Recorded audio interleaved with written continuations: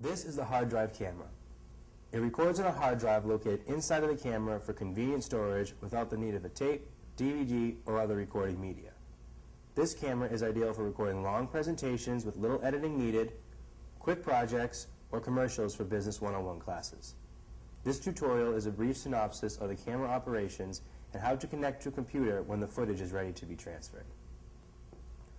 There are 4 components needed to complete any project: camera, battery, power supply, and USB cable. The first step when connecting the hard drive camera is to connect to a battery if not already connected. To do this, simply slide the battery, which resembles a block, into the back of the camera with the arrow pointed towards the top of the camera. Once attached, you will need to provide power to the camera.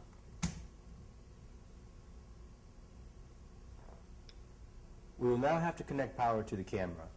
This can be done by connecting the power supply to the camera. To provide power, take the power supply and slide the connection into the back of the camera.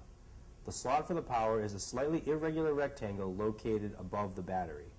You may now connect the power.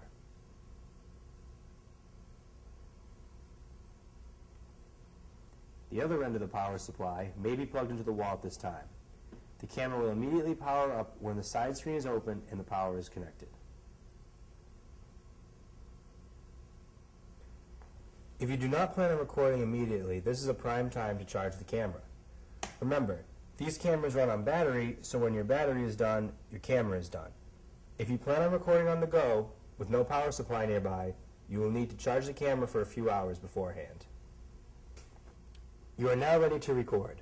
To record, simply press the oval-shaped silver button on the right side of the battery. This button has a slight red line that runs vertically along it. To record, simply press this button one time. When you are done recording it, press one more time. You can record as many clips as you would like. They will all be accessible later. You can also use the zoom controls located on the top of the camera. You can make the shot wider, or you can make the shot tighter. Once filming is complete and you are ready to connect the camera to your laptop, locate the USB cable included in the camera bag. This cable will allow you to transfer both audio and video clips to a folder on your computer. You must now locate the USB output slot on the camera. The USB slot is located slightly lower than the lens on the right front of the camera. Once this cable is connected to the camera, plug it into any USB port on your laptop. Brand computers come with 3 USB ports, any of which will work. Once the cable is connected to both the camera and the laptop, the display screen on the camera will now change. The menu will be titled USB Menu.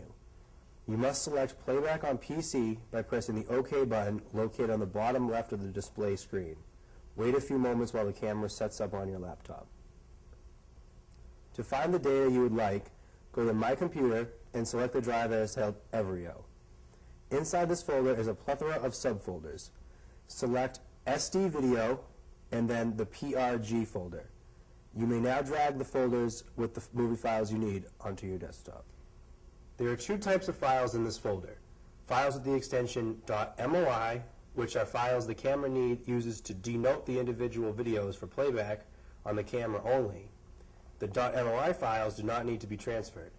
The second file type, .mod, is the actual video. These are the files you want to transfer. Note, you will need to search through the folder to find your footage if the person who used the camera before you did not clear it. Once you have found the footage, you can drag it and drop it onto your desktop. This will copy all the contents onto your machine and still be on the camera until deleted. Please remember when you are finished using the camera to shut it all off completely. Take all the components that you used and place them back into the bag where you originally found them. I hope this tutorial was very helpful, and if you have any other questions regarding any further audiovisual equipment, feel free to stop by in room 277 or dial extension 6128. Thank you and have a nice day.